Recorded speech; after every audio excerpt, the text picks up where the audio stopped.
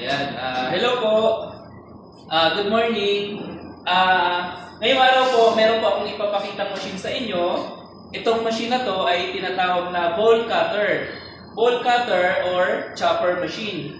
Usually ginagamit ito sa mga gulay, karne, mga pangdurog. So ito yon, pang ano na to, pang heavy duty, as in pang maramihan na talaga. So dito, lapit ka Ricky, papakita natin yung blade. Tapos ito yung pinaka-bowl niya. Ito yung iikot, tapos ito naman yung mag-chop. Mamaya po, ipapakita ko po sa inyo yung demo niyan dito sa ating laptop. So ngayon po, pag-uusapan naman po natin yung regarding sa presyo. Pero bago yun, itatanong ko muna kay Joseph kasi itong machine na to, hindi pa po alam ni Joseph kung magkano talaga yung presyo nito. Sa laki ng machine na to, malamang magtataka si Joseph or magdududa siya sa presyo nito kasi yun, sobrang laki. So Joseph, lapit ka dito Joseph. Itatanong ko sa iyo yung presyo nito. Sa tingin mo Joseph, magkano yung presyohan natin dito? Siguro nasa kasi makikita natin sa makina malaki tapos sa balik niya nasa 80. 80? Oh, 80,000. Hindi. Babaan mo pa?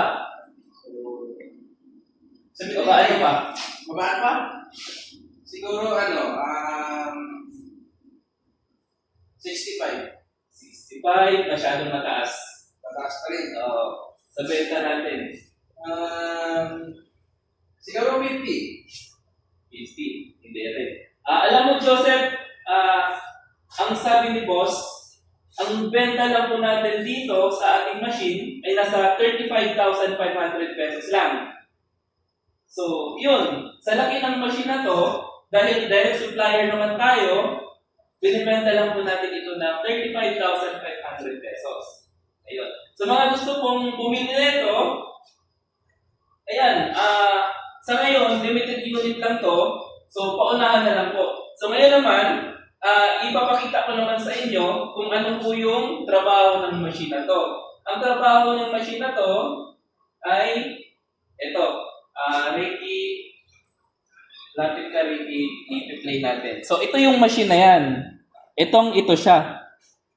Same model yan. CP30 ball cutting machine. So, ayan siya. I-play ko na. Yan siya. Yan yung trabaho ng machine na yan. So, yan. Sa una, naglalagay siya ng gulay. Yan. Sobrang bilis niyang dinurog yung gulay.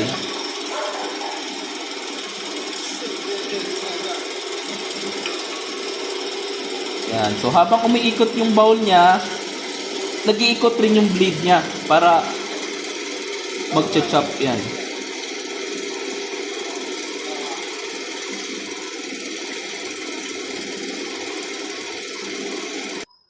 So, saan ka pa? Sa laki ng machine na to, nagre-range lang ng 35,500. So, ano pang iniintay nyo?